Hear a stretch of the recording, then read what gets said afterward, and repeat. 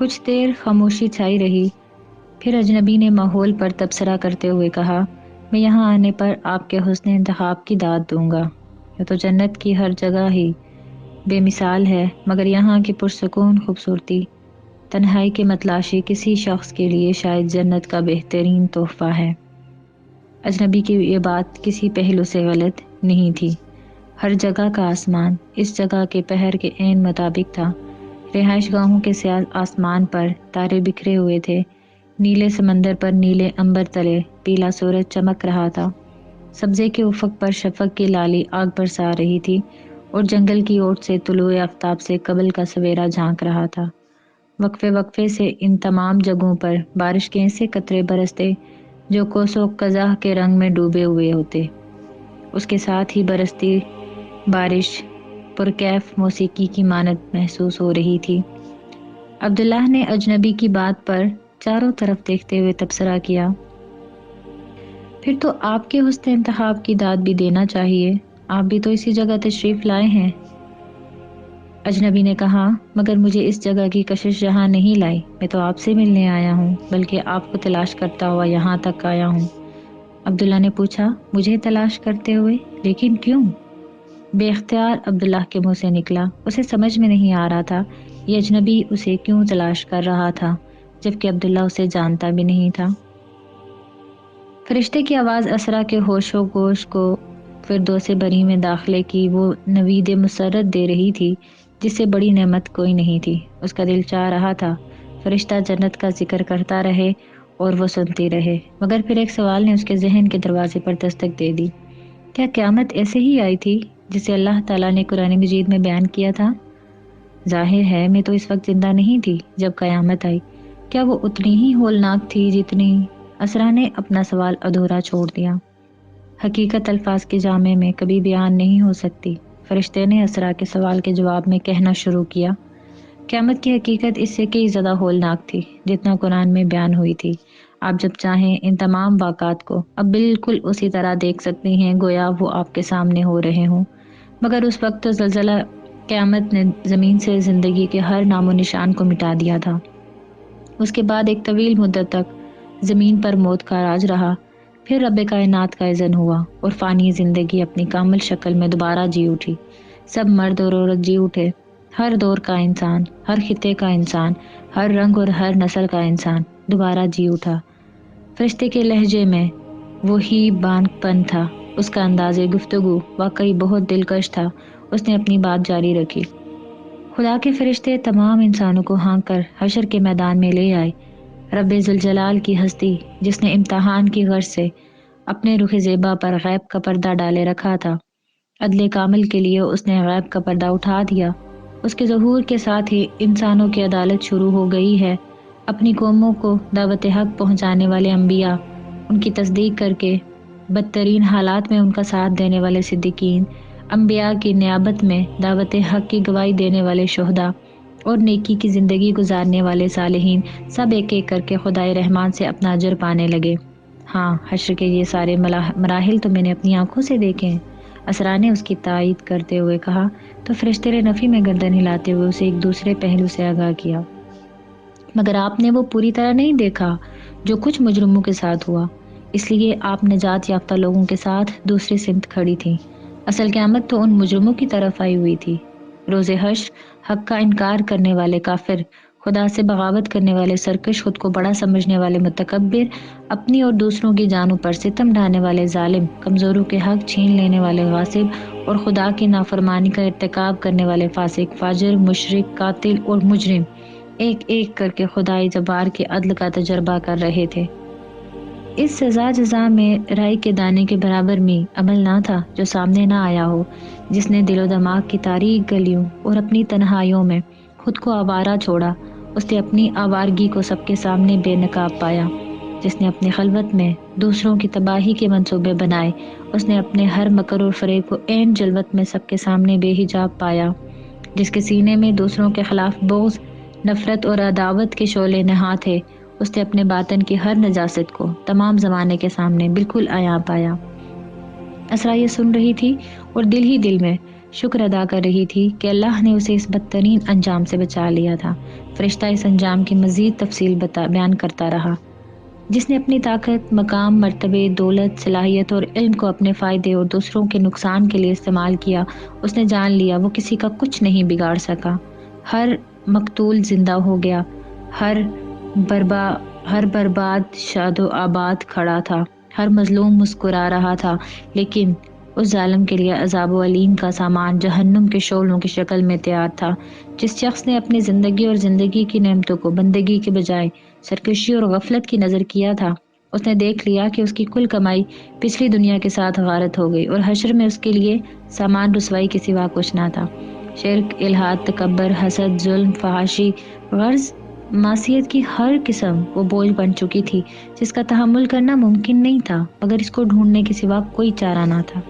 رشتے کی بات پر اسرا نے اس بات میں سر ہلاتے ہوئے کہا، ہاں آپ ٹھیک کہہ رہے ہیں، میں تو میدان حشر میں بھی نعمتوں، امن اور سائے میں تھی، ہر خوف اور پریشانی سے بالکل محفوظ، عرش الہی کی رحمت بری چھاؤں میں تھی۔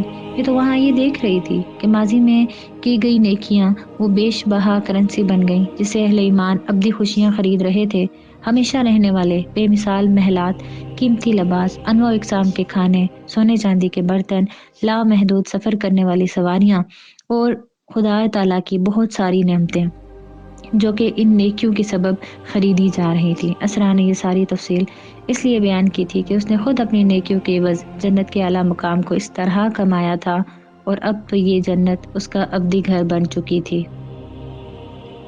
عبداللہ کو ابھی تک اس کے پچھلے سوال کا جواب بھی نہیں ملا تھا کہ وہ صاحب اسے کیسے جانتے تھے، مگر اس کے باوجود اس نے ایک اور سوال کر دیا کہ اجنبی اسے کیوں تلاش کر رہا تھا۔ اس دفعہ بھی عبداللہ کو اپنے سوال کے جواب کے بجائے خاموشی اور ایک دل نواز مسکراہٹ ہی ملی۔ پھر اجنبی نے بات کا رخ دوسری طرف پھیرتے ہوئے کہا، میں آپ کی نشست پر آیا ہوں تو آپ کا مہمان ہوا، کچھ پوچھیں گے نہیں؟ اوہ معاف کیجیے گا، یہ کہتے ہوئے عبداللہ نے ایک طرف دیکھا۔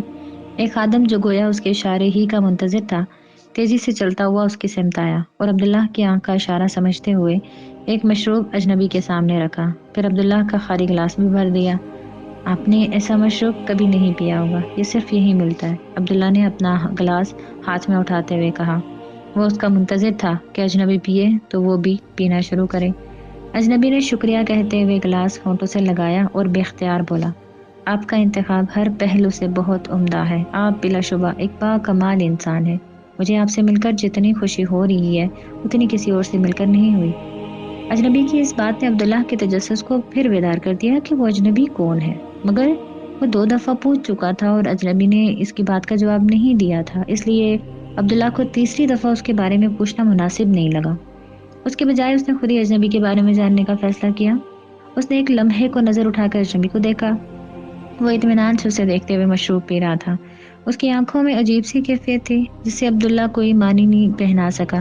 اس کے بعد عبداللہ نے سر جھکایا اور آنکھیں بند کر لیں۔ عبداللہ ایک بہت بڑی حیثیت کا جنتی تھا، یہاں اس کے لیے ایک طرف جنت کی بادشاہی مسخر کر دی گئی تھی اور دوسری طرف اس کے اندرونی وجود میں بھی انتہائی غیر معمولی صلاحیتیں پیدا ہو چکی تھیں۔ ان میں سے ایک کا اظہار اس وقت ہو رہا تھا۔ آنکھیں بند کرتے ہی عبداللہ کے سامنے تمام اہل جنت کی شکلیں آ گئی تھیں اور اس کے بعد لمحہ بھر میں اس نے اجنبی کے بارے میں ساری تفصیلات کو جان لینا تھا۔ اس نے تلاش کا عمل شروع کیا، مگر فوراً اس کے کانوں میں اجنبی کی آواز آئی، اس کی ضرورت نہیں ہے عبداللہ، میں تمہیں خود بتاتا ہوں میں کون ہوں۔ جنت اور نیکیوں کا ذکر آ گیا تو فرشتے نے اسرا کے سامنے وہ معیار رکھ دیا جو جنت میں اعلیٰ سے اعلیٰ درجات کا ضامن بنا تھا۔ اس کی دل نشین آواز پھر بلند ہوئی، اس دنیا میں اخلاص کی بڑی قدر ہوئی ہے۔ جو عمل خالصتاً اللہ کے لیے تھا وہ اگر ذرا تھا تو وہ پہاڑ بن گیا، جو عمل سب سے چھپ کر کیا گیا تھا وہ ایک تھا تو 1000 بن گیا، جو عمل اللہ کی رضا کے لیے، اس کی مرضی کے مطابق، اس کے انبیاء کے طریقے اور قرآن مجید کے مطالبات کے عین مطابق تھا، وہ کم ہو کر بھی ہر اس عمل پر باری رہا جو بدعت، خواہش اور تعصب سے پھوٹا تھا۔ جن لوگوں نے خدا سے ڈر کر زندگی گزاری، جنہوں نے حق پرستی کو اپنا شعار بنایا، جنہوں نے صبر اور احسان کی روش اختیار کی، وہ خدا کے نزدیک سب سے بڑھ کر معتبر ٹھہرے۔ خدا کے وہ وفادار جو پچھلی زندگی میں ستائے گئے تھے، نئی دنیا کے سردار اور مالک قرار پائے ہیں، جنہوں نے خدا کی رضا کے لیے قربانی کی راہ اختیار کی، وہی آج سب سے بڑھ کر کامیاب ہوئے ہیں۔ فرشتے نے جیسے ہی یہ خصوصیات بیان کی، اسرا کے ذہن میں ایک ہی شخص کا تصور آیا۔ اس تصور سے اس کی آنکھیں جگمگا اٹھیں، دل محبت سے سرشار ہو گیا۔ اس نے بے اختیار کہا، وہ کہاں ہے؟ اس کی بات پر فرشتہ مسکرا دیا۔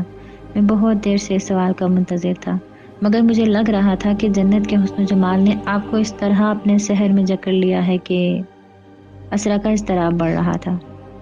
اس نے فرشتے کی بات کاٹتے ہوئے کہا، وہ میدان حشر میں میرے ساتھ تھے، جنت میں مجھ سے پہلے آئے تھے، اور اس کے بعد جب میں جنت میں داخل ہوئی تو یہاں کی طلسماتی دنیا نے دل و دماغ کو مسخر کر لیا تھا، مگر وہ ہیں کہاں؟ میں سب سے پہلے انہی سے ملنا چاہتی ہوں۔ وہ بھی آپ سے ملنا چاہتے ہیں، وہ تو کب سے آپ کے منتظر تھے، مگر وہ تو مجھ سے ذرا ہی پہلے۔ یہ جنت ہے، یہاں وقت نہیں ہوتا، وہاں کا ذرا سا وقت یہاں کے برسا برس میں بدل چکا ہے، لیکن وہ آپ ہی کے منتظر رہے ہیں، اور جب آپ کے آنے کے بارے میں انہیں معلوم ہوا تو وہ آپ کے لیے ایک انمول تحفہ لینے چلے گئے، بلکہ اب تو وہ آپ سے ملنے آ رہے ہیں۔ اسرا کی نظر بے اختیار اپنے محل کے داخلی دروازے کی طرف اٹھ گئی۔ اجنبی کا لہجہ اور انداز بدل چکا تھا۔ اس سے پہلے وہ بڑے ادب سے مخاطب ہو رہا تھا، مگر اب اس نے تمام تکلفات کو بالائے طاق رکھ کر عبداللہ کو مخاطب کیا تھا۔ اس کی آواز سن کر عبداللہ نے فوراً آنکھیں کھول دی، مگر وہ اجنبی کی توقع سے کئی زیادہ تیز رفتار ثابت ہوا تھا۔ اس نے لمحے بھر میں اجنبی کے بارے میں سب کچھ جان لیا تھا، یہ کہ اس کے سامنے موجود شخص کس قدر بلند درجے کا جنتی ہے، یہ کہ اس کی اپنی صلاحیت اتنی زیادہ ہے کہ اس نے عبداللہ کی آنکھیں بند کرتے ہی جان لیا تھا کہ وہ کیا کرنے جا رہا ہے، یہ کہ یہ اجنبی جب جنت میں آیا تو اس نے آتے ہی سب سے پہلے عبداللہ کو ڈھونڈا تھا، یہ کہ وہ اجنبی بہت عرصے سے عبداللہ کو دور رہ کے دیکھتا رہا تھا، اور یہ کہ آج وہ پہلی دفعہ اس سے ملنے کے لیے آیا، اور سب سے بڑھ کر کہ یہ اس شخص کے سامنے موجود شخص کوئی اور نہیں، اس کا اپنا باپ وقار ہے۔ عبداللہ یہ جانتے ہی ایک دم سے کھڑا ہو گیا۔ اس کے چہرے پر خوشی اور بے یقینی کے ملے جلے تاثرات تھے۔ اجنبی بھی اپنی نشست سے اٹھ چکا تھا۔ اس نے سمجھ لیا تھا کہ عبداللہ اس کے بارے میں سب کچھ جان چکا ہے۔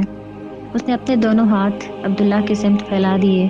عبداللہ دیوانہ وار آگے بڑھا اور بابا جان، میرے بابا جان کہتے ہوئے وقار سے لپٹ گیا۔ عبداللہ بہت دیر تک وقار کے گلے لگا رہا۔ وہ بچوں کی طرح پھوٹ پھوٹ کر رو رہا تھا۔ اس نے کبھی اپنے باپ کا چہرہ نہیں دیکھا تھا، کبھی اس کا لمس محسوس نہیں کیا تھا۔ اس کا سبب یہ تھا کہ وقار عبداللہ کی پیدائش کے پہلے برس ہی دنیا سے رخصت ہو گیا تھا۔ وہ اپنی تمام ابتدائی زندگی ماں باپ کی شفقت بلکہ کسی بھی قسم کے خاندانی تحفظ سے محروم رہا تھا۔ پہلے ماں باپ گئے، پھر دادی رخصت ہوئی، جس کے بعد اس نے بے آسرا اور بے سہارا زندگی گزاری تھی۔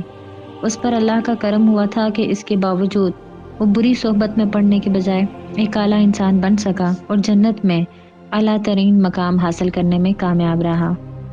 پچھلی دنیا میں اس کی خاندانی زندگی نائمہ سے شادی کے بعد شروع ہوئی تھی۔ نائمہ ہی نے آ کر اس کی زندگی میں سارے رنگ بھرے تھے۔ اس نے اپنے ماں باپ کے بارے میں کبھی سوچا بھی تھا تو کوئی تصور قائم نہیں ہو سکا تھا، مگر آج اچانک اپنے باپ کو اپنے سامنے دیکھ کر وہ ساری محرومیاں مٹ گئی تھیں جو پچھلی زندگی میں اس حوالے سے اسے ملی تھی۔ اسے سب سے بڑھ کر اس بات کی خوشی تھی کہ اس کا باپ اپنی ذات میں ایک بہت بڑی حیثیت کا، اسی لیے وہ جنت میں ابتدا ہی میں داخل ہونے والے خوش نصیبوں میں سے ایک تھا۔ تھوڑی دیر تک وقار اس کے ساتھ رہا، خود اس کی آنکھیں بھی نم تھیں۔ پھر اس نے عبداللہ کو خود سے جدا کرتے ہوئے کہا، میرے سامنے بیٹھو سردار عبداللہ، میں تمہیں دل بھر کے دیکھنا چاہتا ہوں۔ وقار اپنے نشست پر بیٹھا۔ عبداللہ بھی اس کے سامنے بیٹھتے ہوئے بولا، عبداللہ کہیے بابا، صرف عبداللہ کہیے۔ ہاں عبداللہ، میں تو عرصے سے تمہیں دیکھ رہا تھا، تمہاری عزت کے تاج کو دیکھ رہا تھا، تمہارے مقام اور مرتبے کو دیکھ رہا تھا، اور اپنے مالک کا شکر ادا کر رہا تھا جس نے میرے بیٹے کو اس مقام پر پہنچا دیا۔ مگر بابا، آپ مجھ سے پہلے کیوں نہیں ملے؟ میں تمہیں دور دور سے دیکھ کر خوش ہو رہا تھا۔